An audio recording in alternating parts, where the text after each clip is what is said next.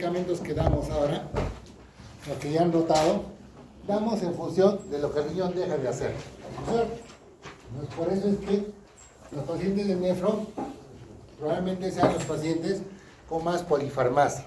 Ya, lamentablemente, pues el riñón no solo sirve para orinar, ¿no? Como las personas creen que solo sirve para orinar, y eso también ocasiona que los diagnósticos sean tardíos, porque no solamente los pacientes van cuando dejan de orinar, ¿no es cierto? O cuando se hinchan las piernas, y eso es básicamente cuando sus riñones ya están bastante dañados. Entonces, todo lo que damos está para reemplazar que el riñón deja de producir, y por eso es que las complicaciones son bastante grandes, bastante frecuentes, y pueden ocasionar la muerte. Partiendo primero porque regulan el equilibrio hidrosalino y el equilibrio ácido básico. Ustedes saben que la acidosis puede matar a los pacientes. Existe una acidosis tolerable. Existe una acidosis tolerable, que normalmente no es más de 7, o sea, hasta 7 los pacientes tienen mejor pronóstico. Menos de 7, generalmente los que hacen 6.97, 98, generalmente se mueren. Porque cuando tú haces la corrección de bicarbonato, para que tengan una idea, si yo tengo un pH de 5, pues tengo un bicarbonato de 5, para alcanzar un valor aceptable, que es 12, necesito más o menos como 25 ampollas de bicarbonato, más o menos. Ya, entonces, esto también pasa porque a veces en las emergencias, obviamente depende de la pericia quien te recibe, tiene miedo de meterle bicarbonato.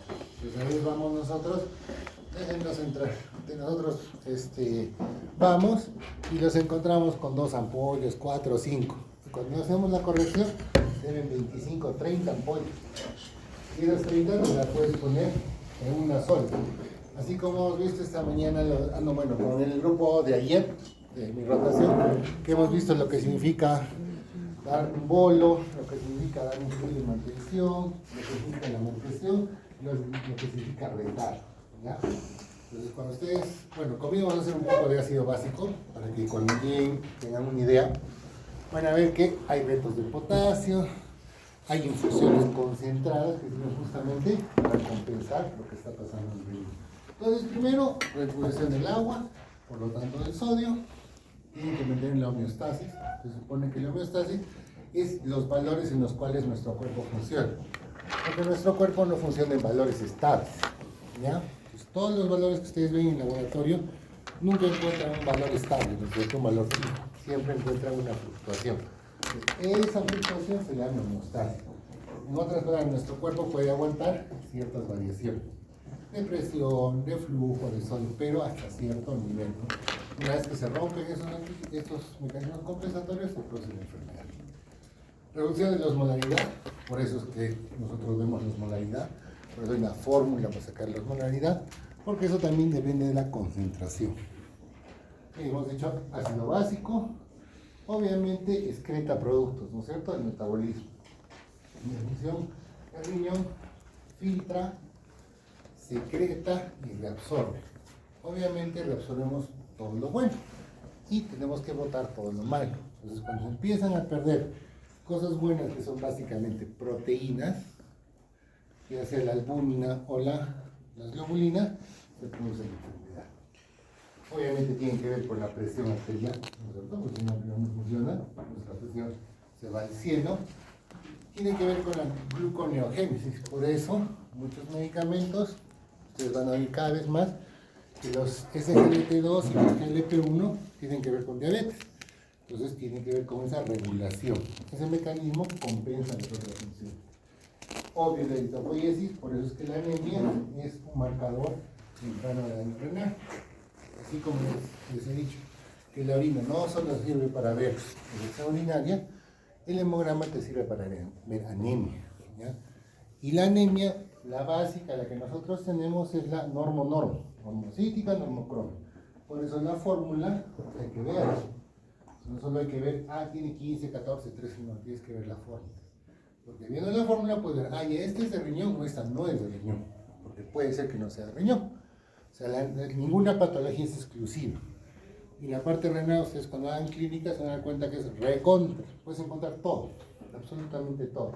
Por eso es que nosotros decimos que los nefrólogos, lo único que no recetamos es drogas ilegales y oncológicos. Punto. Todo lo demás recetamos. Como ven, todas estas funciones implica que uso analgésico, uso antihipertensivo, que uso medicamentos para la dislipidemia, que uso para la arritmia, vitaminas, antibióticos, hierro, eritropoyetina, usamos medicamentos que usan los urólogos, o sea, usamos absolutamente todo. Y tienen que ver con la vitamina D, ¿no es cierto? Entonces, este es un cuadro más o menos que resume todo, no vamos a pasar rápido porque igual se lo van a llevar. Entonces, ¿qué tiene? Eliminación de productos, básicamente los desechos metabólicos, los fármacos y las sustancias extrañas, ¿no es cierto? Entonces, ya les he dicho que antes de dar un medicamento tienen que hacer fórmula renal y si hay corrección tendrán que hacer corrección. Son cosas que muchas personas se olvidan, muchos médicos se olvidan, ¿no? Y eso pasa más que todo en la parte general. Con ustedes no hemos visto muchos hasta ahora de barbaridad, pero con el anterior grupo, el otro semestre, sí vimos un montón de barbaridad. Les dije, son cosas que ustedes tienen que aprender, no necesitan ser nefrólogos para no hacer, ¿ya?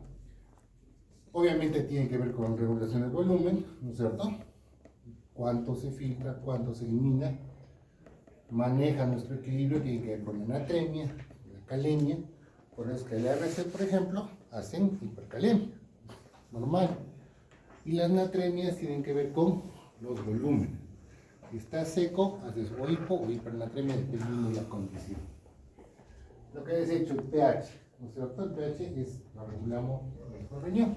Y como dice, la excreción de la cantidad variable de hidrogeniones hacia la orina y con la conservación de los iones bicarbonato, con el objetivo de amortiguar los hidrogeniones de la sangre y mantener un pH constante.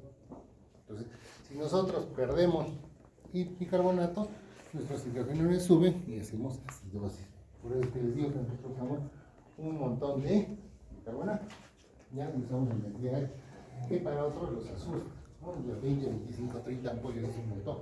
Pero hemos llegado a usar eso, dependiendo de los valores. Por eso que les decía que los chicos de Pagia decía que uno de los exámenes que para nosotros sí es importante es los gases arteriales, ni siquiera los electrolitos séricos.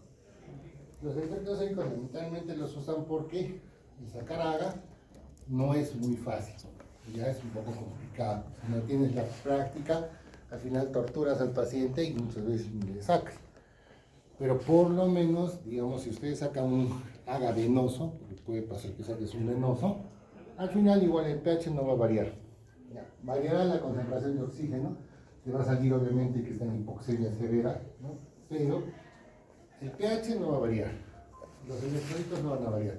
Entonces, entre tener un venoso y no tener nada, preferibles tener un venoso. Tú cuando hagamos AGA, van a ver que tú ves la forma y dices, este es venoso.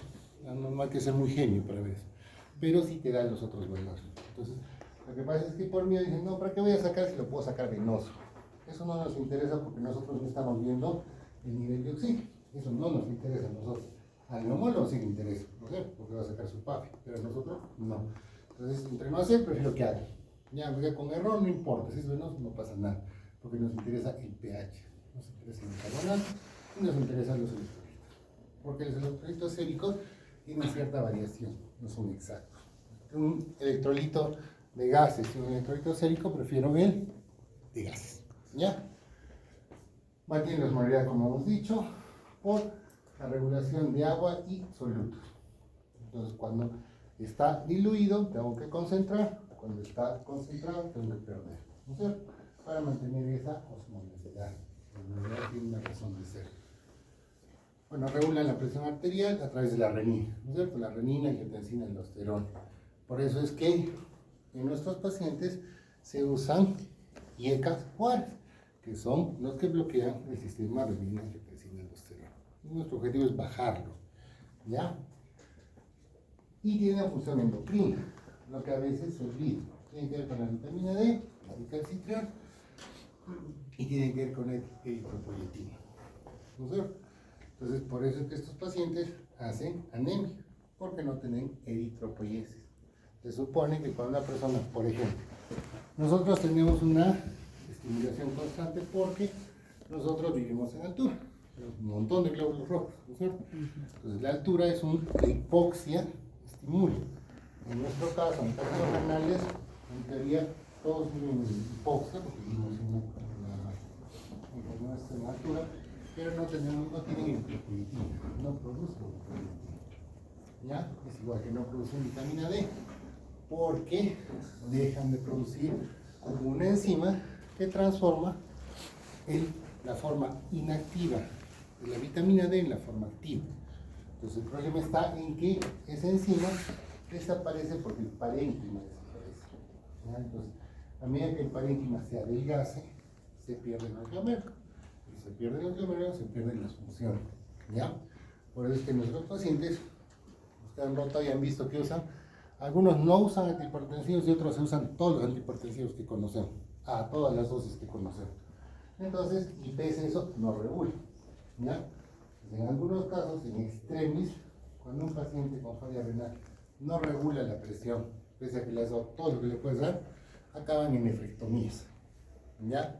Porque ese riñón funciona como una bomba hipertensiva. Entonces, en algunos extremos se llega a hacer nefrectomía por hipertensión no controlada.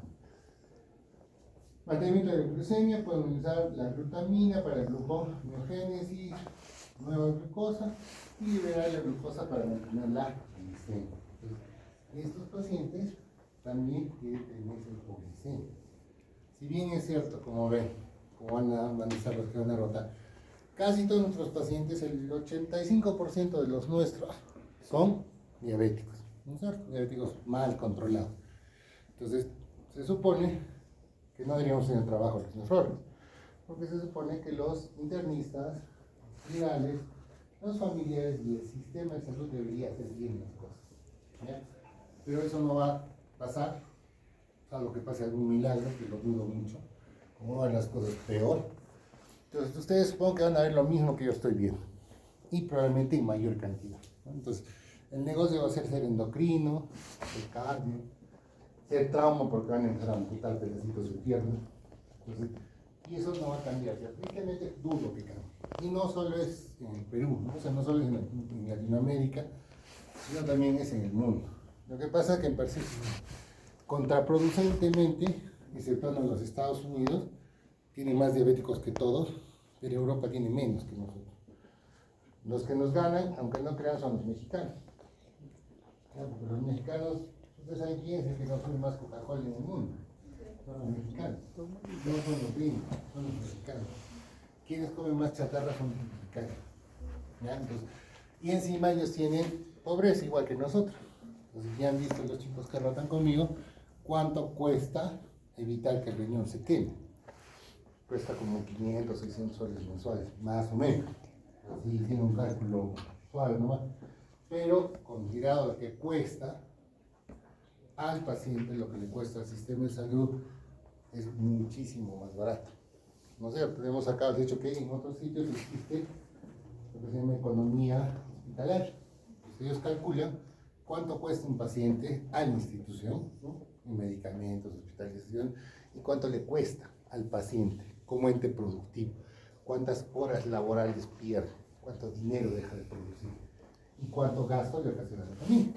Yo les he dicho que el seguro nos dará la diálisis, pero el paciente tiene que venir, ¿no es cierto? En taxi, en carro, en bus, pierde su tiempo y es un costo. Esos costos deberían servir para que mejore nuestra parte preventiva, ¿ya? Y cambiarle la idea a los médicos y a los pacientes, porque si ustedes ven, a nosotros, por ejemplo, nos evalúan por las hemodiálisis, no nos evalúan por las demás cosas, no es como las otras especialidades. Entonces, no es que nosotros solo llegamos a dializar, debería ser lo último, ¿ya? Pero lo último que hacemos. Por eso antes no había mucha diálisis, porque las enfermedades que producían falla renal terminal generalmente eran inmunológicas.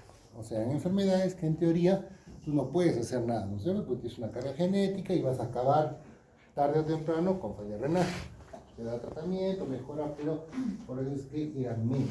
Y por eso es que no existían los catéteres de larga permanencia, esos permanentes que llamamos, tienen 10 o 15 años, porque recién se han dado cuenta que no se podía hacer fístulas a la velocidad de los pacientes. Entonces se crearon los catéteres, porque los que tenemos, los temporales, se usaban justamente para eso, para las inmunológicas y para las iras, como hemos visto en las clases. Y las iras básicamente tenían que ver con procesos sépticos. Entonces, en general tenemos, ya hemos visto, ¿no? El glomérulo, la aferente, el eferente, la cápsula de Bowman y el sistema colector. Entonces, dependiendo, se afecta o el glomérulo o el sistema tubular. Lo que pasa es cuando la enfermedad avanza, se coge todo. O sea, inicialmente son enfermedades glomerulares o tubulares generalmente, pero progresivamente a medida que el riñón, el glomérulo pierde sus capacidades, afecta intersticios, afecta vasculatura, afecta túbulo y glomérulo. Cuando afecta todo, se llega a la falla renal. Por eso es que la lesión renal aguda, que es básicamente tubular, en la mayoría de casos es reversible, ¿no? Porque el glomérulo es intacto. La parte tubular es la que se daña, y la parte tubular se puede recuperar, existe un tiempo. Ya, entonces, y esta, la mácula, es la que controla las funciones de otras funciones. Entonces, ¿cómo vemos? ¿No es cierto? El flujo, la tasa de filtración depende del flujo sanguíneo renal. Si nuestro flujo sanguíneo renal es el adecuado, nuestra tasa debe ser la adecuada. Entonces, ¿cuánto? El 20 al 25% del gasto cardíaco va al riñón. O sea, normalmente, por eso es que el riñón es el que más sangre consume, comparado con el resto de la economía. Entonces, calculan que el 25% del gasto cardíaco. ¿Cuánto es el gasto cardíaco normal? ¿Cuánto? El gasto cardíaco. ¿Cuánto es el gasto cardíaco? ¿Cuánto?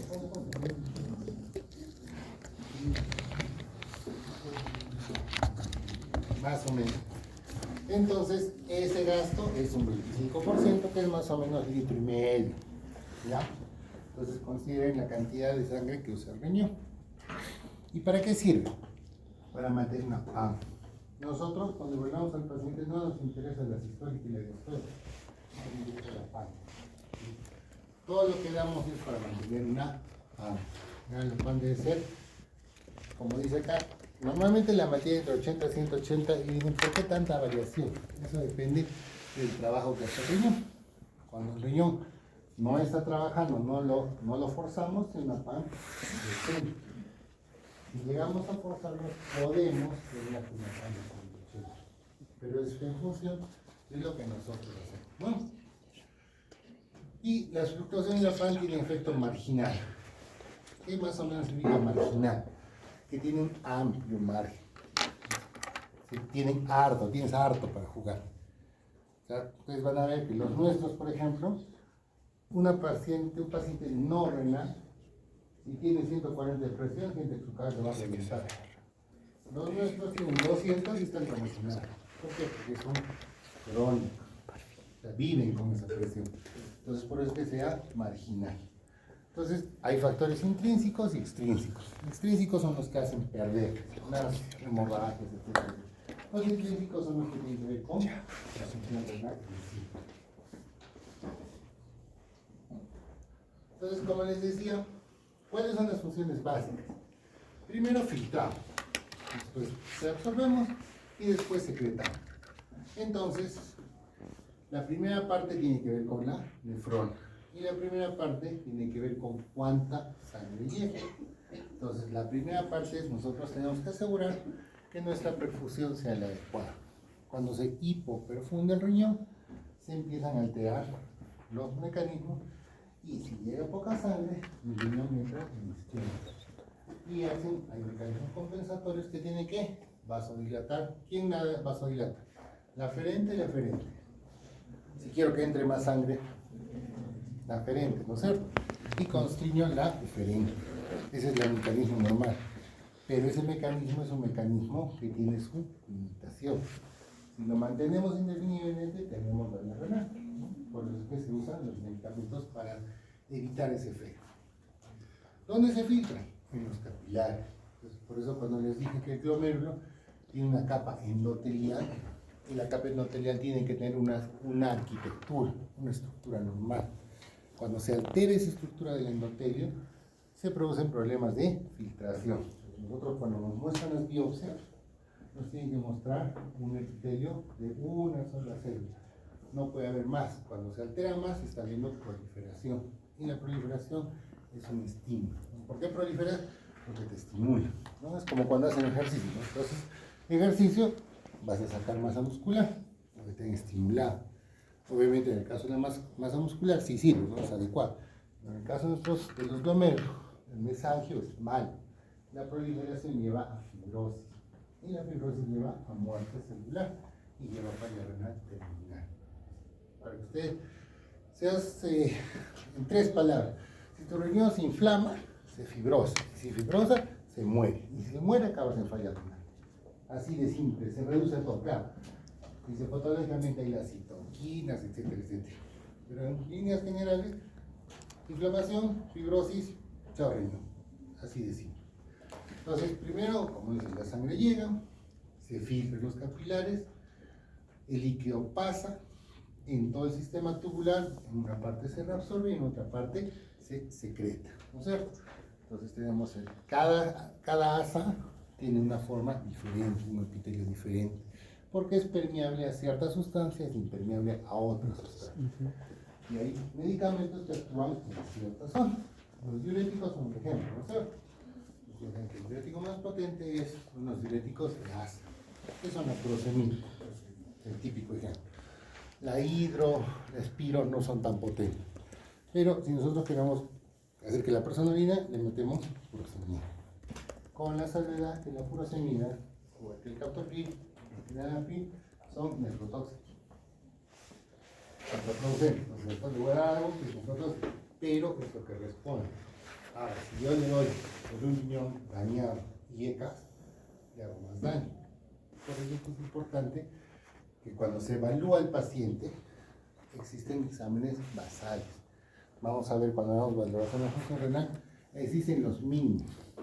Obviamente, después de esos mínimos, dependiendo de lo que estés pensando, pues las cosas. Pero existen los mínimos justamente para ver esto.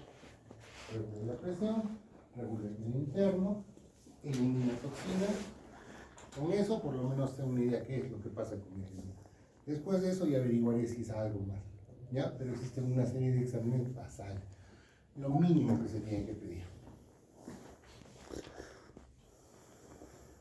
Entonces, si nosotros tenemos un mecanismo pasivo, que es la tasa, que esto es relativo. Dirán, 125 grados nosotros lo consideramos como 100, porque 125 es que está hiperfiltrando.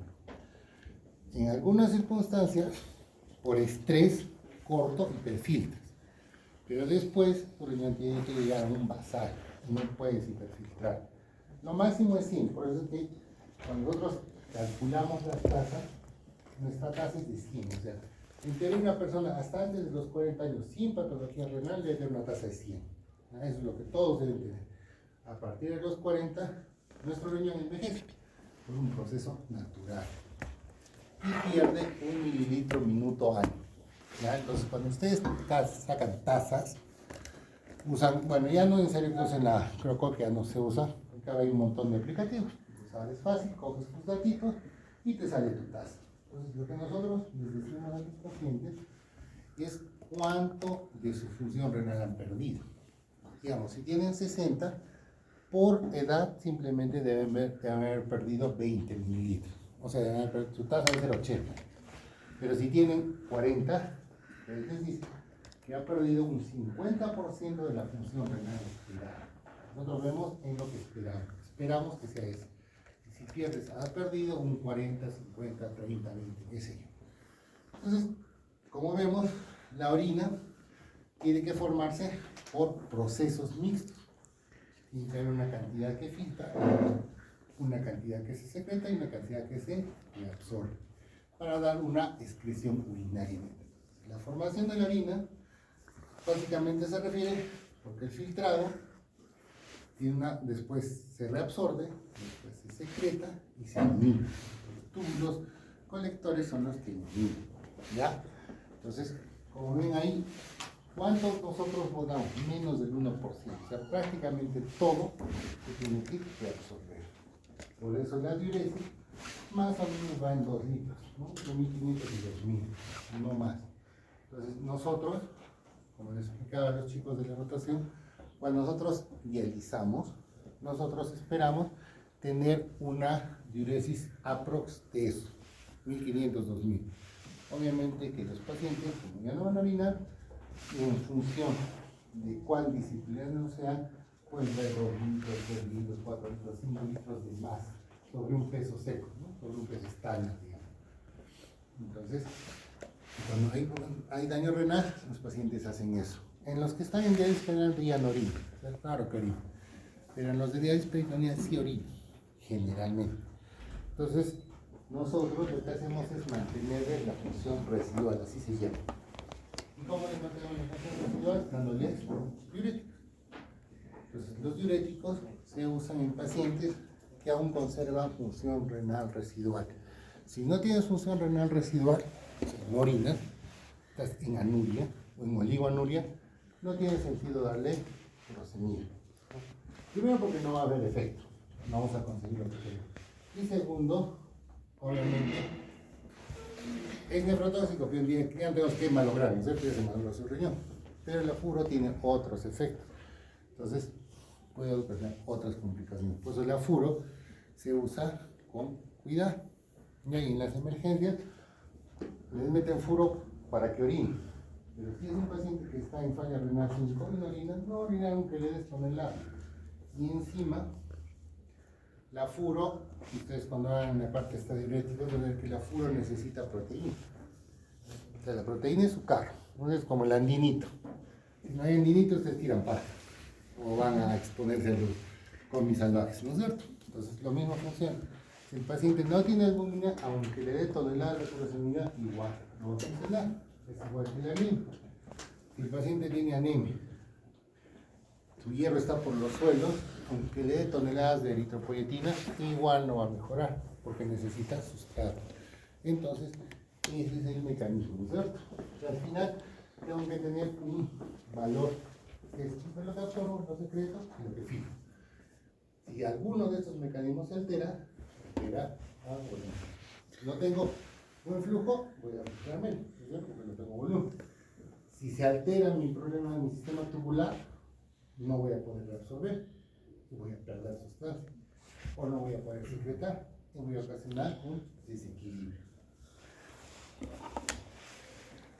Entonces, existe una presión neta. ¿Cuánto es la presión neta? Debe ser 10 milímetros de mercurio. 10 milímetros de mercurio quiere decir que mi riñón está filtrando, está funcionando. Y hay una hidrostática del glomérulo, de la cápsula y una osmótica. Al final, si ustedes ven, la hidrostática de qué depende? Del agua, del volumen. ¿No es cierto? Entonces mi volumen, mi presión debe ser más o menos 55. Y si sumo mi hidrostática de la cápsula con mi oncótica, hago más o menos 45. Entonces 45 menos 55 sale 10. Por eso es que si yo tengo pérdida, mi oncótica va a bajar, porque voy a perder algún. Entonces, esto va a alterar mi volumen.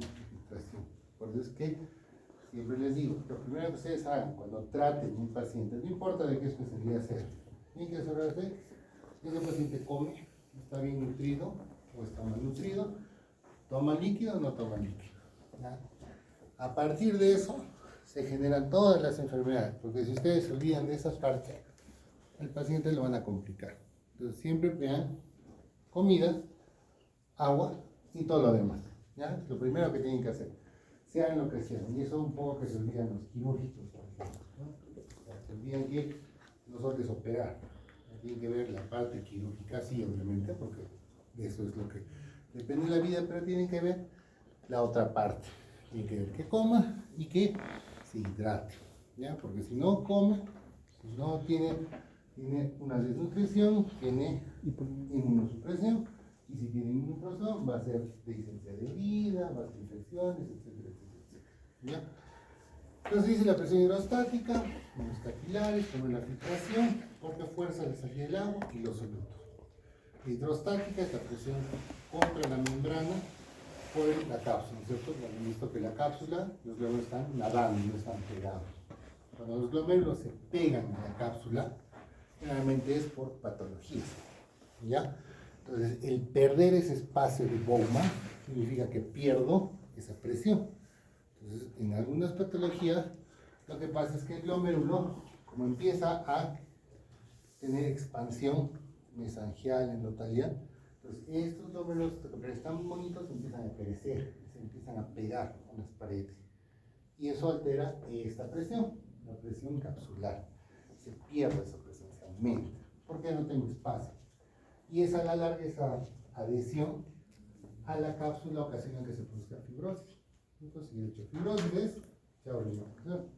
Entonces, nuestras inmunológicas, cuando ustedes hagan nefro, van a ver que existen patrones de crecimiento.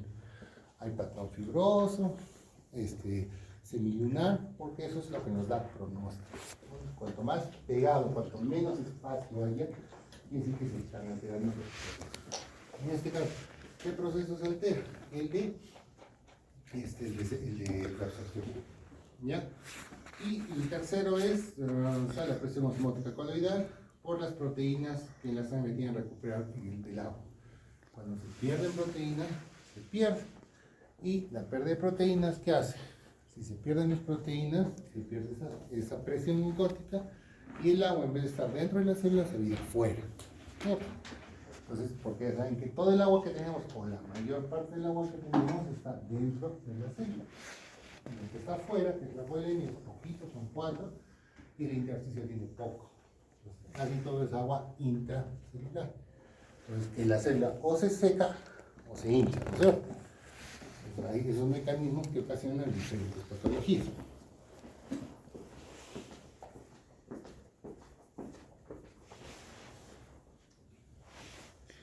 Entonces, miren cómo es.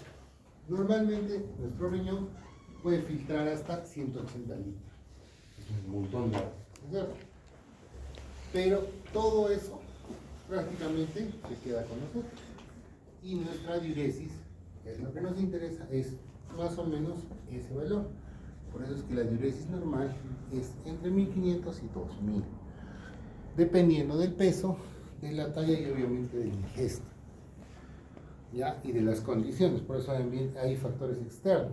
Si yo estoy en un sitio cálido, no voy a orinar nada, ¿no es cierto? Porque la poca agua o la mucha agua que tenga tiene que servir para mantener el nivel de agua. Por eso es que la cantidad depende de lo que tomamos. Entonces, eso de, por ejemplo, está muy de moda, ¿no? 3 litros diarios de agua. Eso de 3 litros diarios de agua tiene que haber uno que no es agua, es líquido. Si tú tomas un mate, es agua. Con sabor, pues sí es agua. Si tú tomas tu sopa, es agua, ¿no es cierto? Entonces, es líquido, la cual está más bien como agua. Entonces, piensa, ya, tomo 3 litros de agua. Ya, el riñón, como ustedes ven, puede tomar hasta 20 litros de agua, porque filtra 180. O sea, 3 litros, el riñón ni le va ni le viene. Pero tiene que ver en función de lo que nosotros necesitamos. Si tú haces ejercicio, de hecho que vas a querer tomar más agua, ¿no es cierto? Vas al gimnasio, de hecho que vas a tomar más agua. Si estás en tu casa, vas a tomar lo mínimo, lo basal. Entonces, que cuando se hacen balances, se cogen lo basal y las pérdidas, ¿ya? Sean digestivas, sal, se calculan después. Entonces, basal está en función del peso. Si tú pesas 50 kilos y tu mínimo es 30 cc kilo hora, que tomes 1500 es más que suficiente. No le va a hacer que tome 3 litros, ¿no es cierto? O sea, es algo que quieres bajar de peso. Porque lo que sirve el agua es para ocupar tu estómago y darte saciedad y no comer. Básicamente para eso es el agua, la chía y todo lo que se da. Que tiene su razón, que tiene su sentido, pero es para eso. Entonces, en eso el agua sea más racional. Es líquido. Claro, no va a tomar Coca-Cola, ¿no es cierto? Tristemente es rica, pero no va a considerar como, yo tomo 3 litros de Coca-Cola, bien señor, siga tomando. No, lamentablemente no va así.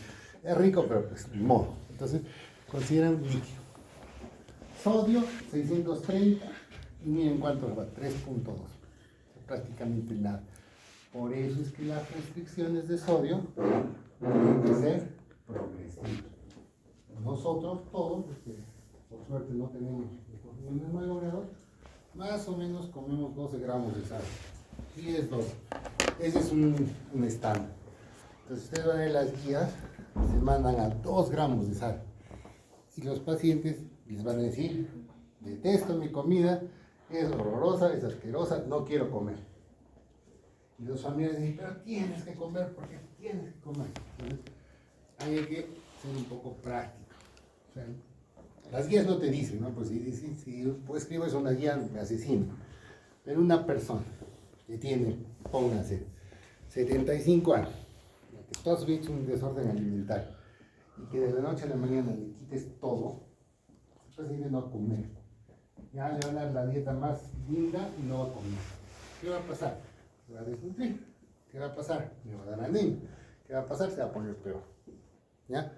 Entonces, y considerando, ya, digamos, yo tengo un paciente que tiene un úlcera de próstata. Por eso está en diálisis. Ese señor, siendo optimistas, con tratamiento y todo, vivirá pues 4, 5 en el mejor de los casos. Entonces, luego va a tener 5 años de hambre. ¿Va a cambiar su pronóstico? ¿Va a mejorar? ¿Va a hacer algo? No. En cambio, si fuera un chico de 40 años, con, por ejemplo, un lupus, que puedo controlarlo, que puedo darle una vida más o menos decente, entonces tengo que ser un poco más estricto. Pero, como les digo, uno tiene que aprender a eso, ¿no? O sea, bueno, otra vez vino, no comer pollo a la brasa. ¿Qué le voy a decir, señor? No coma pollo a la brasa. Ya, te coma, digo, no comerá todos los días, pero coma su pollo a la brasa. La otra vez mi mamá, ¿puedo comer chicharrón? Coma chicharrón. Ya quítele la grasa, pues punto, ya. Pero más de eso, entonces, también va en función de eso. La glucosa, miren, 180, 0. No hay glucosa en la orina. Por eso la glucosuria significa que nuestro riñón está mal. Puedo tomar toneladas de glucosa, pero si mi riñón está funcionando, no debería tener glucosuria. La glucosuria significa que mi riñón está mal. ¿Ya? Entonces, por eso les digo que el examen de orina es muy importante. Si encuentran glucosa, pregúntense qué está pasando. Porque no puede ser, aunque como les digo, el señor coma chocolates todos los días, no pasa nada. Siempre y cuando su riñón está bien. Podrá estar gordito de repente, ¿no? Por las calorías que te come. Pero su riñón no debe estar mal. Y la urea, sí.